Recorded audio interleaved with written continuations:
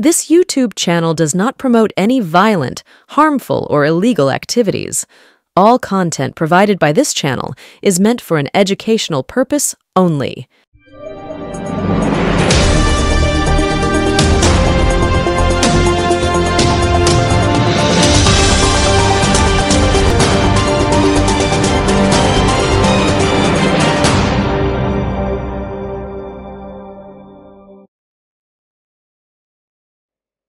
নমস্কার, শুভ সন্ধ্যা। এক্স ফ্যাক্টরে সকলকে স্বাগত। আপনারা দেখছেন আপনাদের সবচেয়ে পছন্দের ইউটিউব চ্যানেল এনকে ডিজিটালের শান্ত অনুষ্ঠান। আমি প্রবীর বিশ্বাস নিয়ে এলাম এমন একটা বিষয় যেটা বহুবার চর্চিত হলেও কারণটা কিন্তু চর্চিত হয় না। মমতা ধাক্কায় বারবার বেসামাল হয়ে যাচ্ছে বিজেপি। এটা হচ্ছে আজকের বিষয়।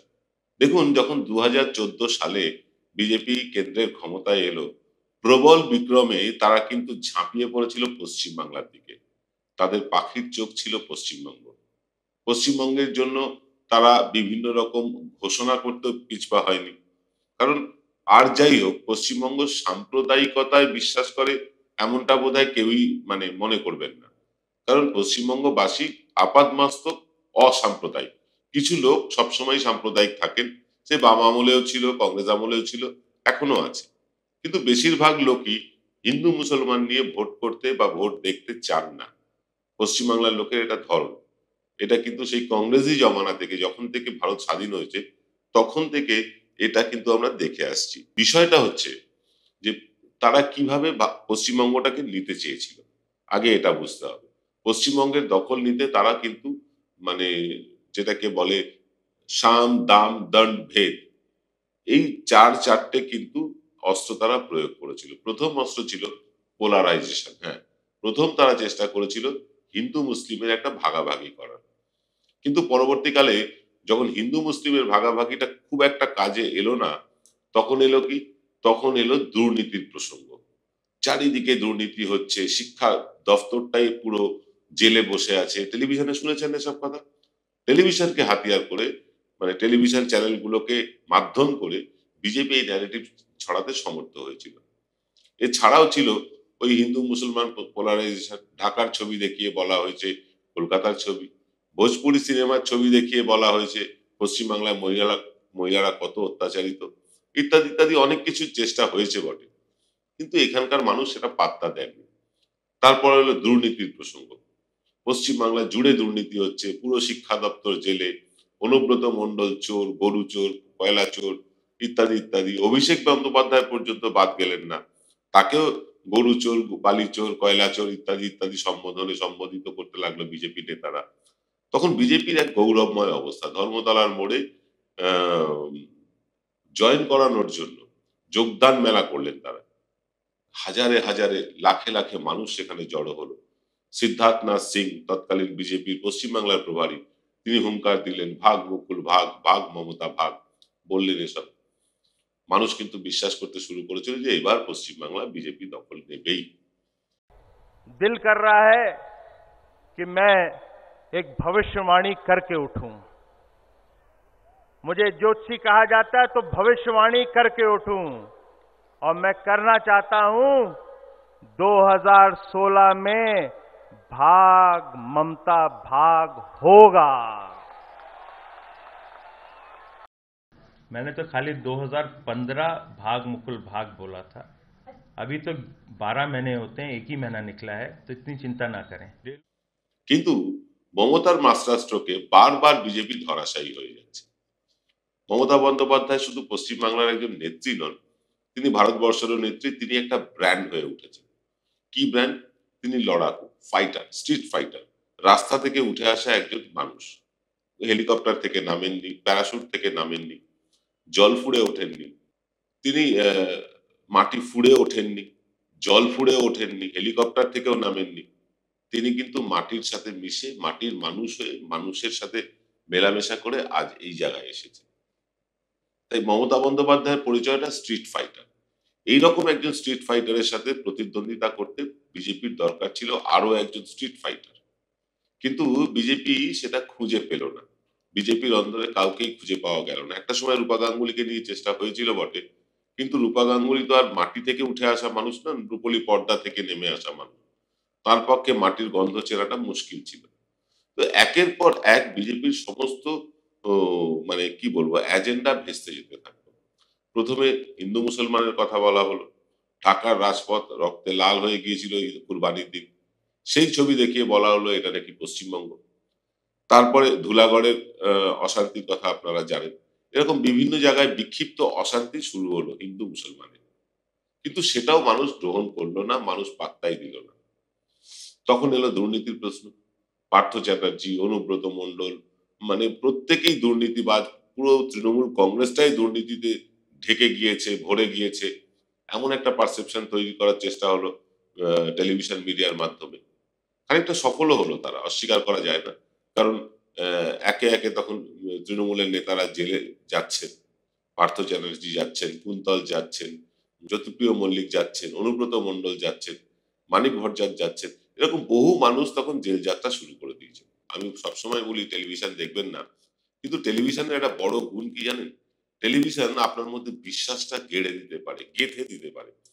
এই যে বারবার এই বিভিন্ন অভিযোগে লোককে গ্রেফতার করে নিয়ে যাচ্ছে, টেলিভিশন এমন করে দেখালো যে তারা যেন সত্যি অপরাধ করে জেলে গেছে।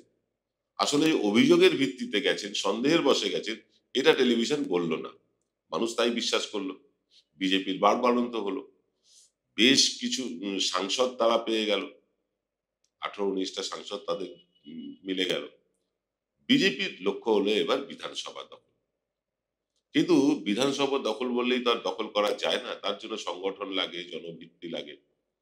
বিজেপি কখনোই মানে গণের আন্দোলন বলে কিছু করে কোনোদিন করে। বিজেপির মধ্যে সেই স্ট্রেংথটাই নেই, মানুষকে নিয়ে আন্দোলন করার স্ট্রেংথটাই নেই। বিক্ষিপ্ত মিছিল, মিটিং এগুলো হতে পারে, কিন্তু যেমন ধরুন সিঙ্গুর আন্দোলন, মমতা বন্দ্যোপাধ্যায় সিঙ্গুর আন্দোলন, সেটা হচ্ছে কৃষি জমি বাঁচাও আন্দোলন।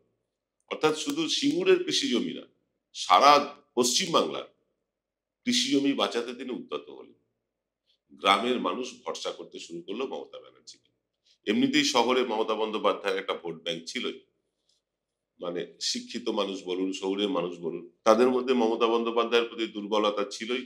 এবং বাম আমল থেকেই সেটা বোঝা গিয়েছিল। বামেরা পশ্চিমবাংলার যে শহর অঞ্চলগুলো, বিশেষ করে কলকাতা এবং শহরতলিতে তারা খুব ভালো ফল কখনোই করেনি। সেখানে তৃণমূল কংগ্রেসে কিন্তু দাপটের সাথে রাজনীতি করে এসেছে। এই কৃষি জমি বাঁচাতে গিয়ে মমতা বন্দ্যোপাধ্যায় সারা পশ্চিমবাংলার কৃষকদের পাশে পেয়ে গেলেন। এরকম কোনো আন্দোলন, জন আন্দোলন গড়ে তুলতে দেখলাম না বিজেপিকে আজ পর্যন্ত। বিক্ষিপ্ত আন্দোলন হয়েছে, নবান্ন অভিযান হয়েছে, বিভিন্ন জায়গায় মিটিং মিছিল হয়েছে, সেগুলো হয়েছে, কিন্তু গণ আন্দোলনে বিজেপি ছিল না। উল্টে তারা চলে গেল পশ্চিমবাংলার মানুষের বিরুদ্ধে। কিভাবে? সেগুলোই বলবো আজকে ছোট্ট একটা বিরতির পর। আধ্যাত্মিক ঈশ্বরীয় বিশ্ববিদ্যালয়, এখানে গীতার জ্ঞানের দ্বারা আত্মার পড়াই পড়ানো হয় এবং রাজযোগ শেখানো হয়। নিরাকার শিব পরমপিতা পরমাত্মা সাকারে এসে গেছেন 1936 সালে বিশ্ব পরিবর্তনে 100 বছরের জন্য। নতুন সত্যযুগের স্থাপনা এবং পুরনো কলিযুগ বিনাশ হতে চলেছে। আপনারা সবাই এই জ্ঞান গ্রহণ করুন সম্পূর্ণ বিনামূল্যে। যোগাযোগ করুন 9007162175 এই নম্বরে। Welcome to the world of civil business. A Bengali business personality and the most successful business group, Roy Construction Group of companies, now coming Sarib, West Bengal. Mr. Anup Roy, the managing director of the Roy Construction Group company, ready to serve his native land, the mother Bengal.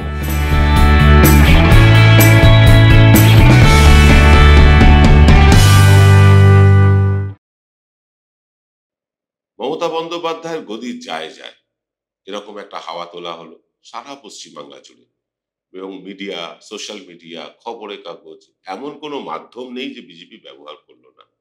কারণ দুর্নীতি, কারণ পার্থ চ্যাটার্জি জেলে, অনুব্রত মণ্ডল জেলে, মানে প্রায় অর্ধেক নেতারাই জেলে তখন। মানে এমনকি ববি হাকিমকে পর্যন্ত তারা জেলে রেখেছিল, বিভিন্ন নেতাদেরকে জেলে রাখতে চেষ্টা করেছিল। এই নেতাদেরকে জেলে পুরে বিজেপি ভেবেছিল এই দুর্নীতির আবহ দিয়েই কিন্তু পশ্চিমবাংলা জয় করা যাবে। কিন্তু এখনো পর্যন্ত পশ্চিমবাংলায় যতগুলো ভোট হয়েছে তাতে দুর্নীতি কখনো ইস্যু হয়নি। কিন্তু গত বিধানসভায় মনে হয়েছিল হ্যাঁ এটা ইস্যু হতে পারে।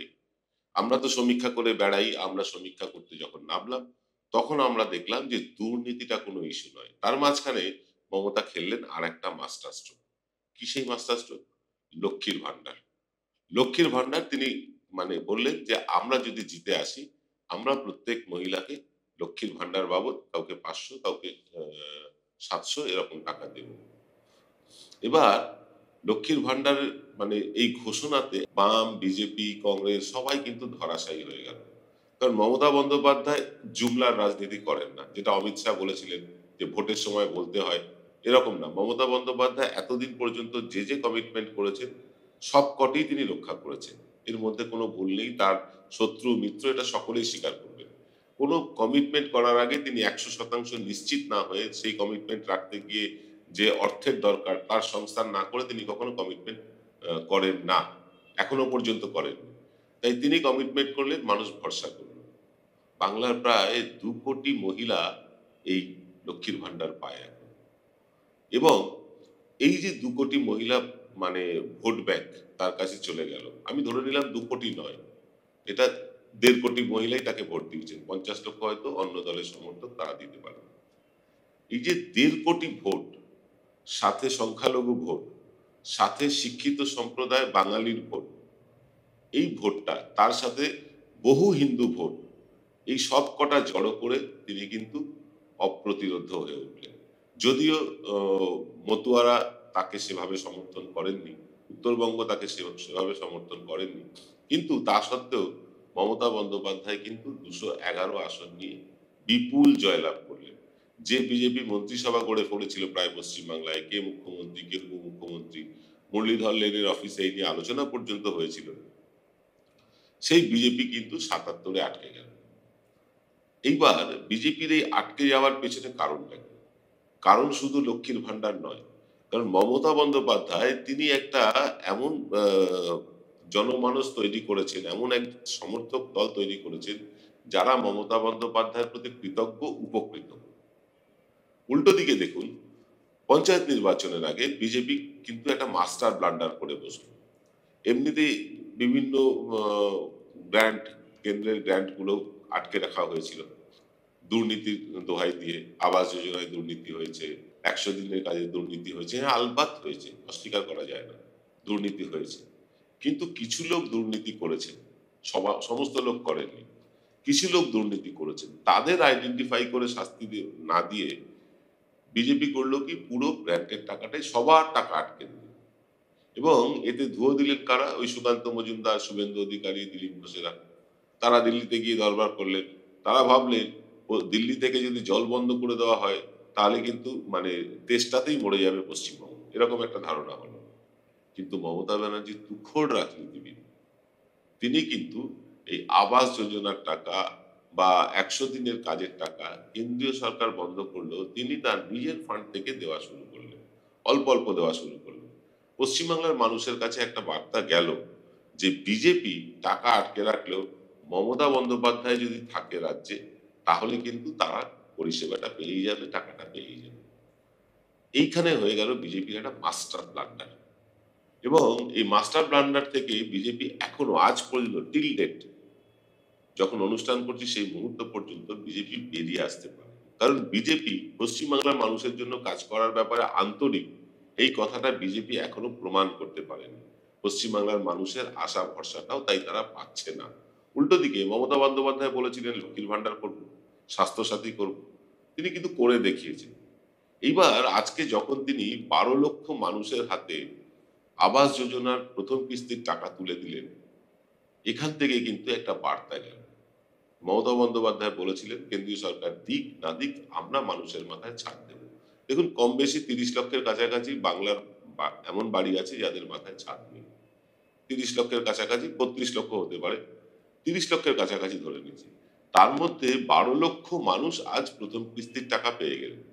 এবং শুধু তাই না, মমতা বন্দ্যোপাধ্যায় ঘোষণা করলেন যে তিনি আরো 18 লক্ষ মানুষকে তিনি কিন্তু মাথার ছাদ করে দেবেন। এবার মমতা বন্দ্যোপাধ্যায়ের কথা তো আর জুমলা না, অমিত শাহের ভাষায় তিনি যেটা বলেন তিনি সেটা করেন। তিনি যখন বলেছেন করে দেবেন, বাংলার মানুষ নিশ্চিন্তে আছেন, আজকে না হোক কালকে হবে। এবং মমতা বন্দ্যোপাধ্যায় ডেডলাইনও দিয়ে দিয়েছেন যে 2025 সালের মধ্যেই আমরা এটা করে দেব। আপনাদের মনে থাকবে নিশ্চয়ই 21শে জুলাইয়ের মঞ্চে দাঁড়িয়ে অভিষেক বন্দ্যোপাধ্যায় ঘোষণা করেছিলেন যে 11,28,000 মানুষকে তারা পাকা বাড়ি করে দেবেন 5 মাসের মধ্যে। দেখুন, জুলাই থেকে ডিসেম্বর আসতে না আসতেই মমতা বন্দ্যোপাধ্যায় কিন্তু 12 লক্ষ, 11,28,000 না, 12 লক্ষ মানুষের মাথার ছাদের ব্যবস্থা করে দিলেন।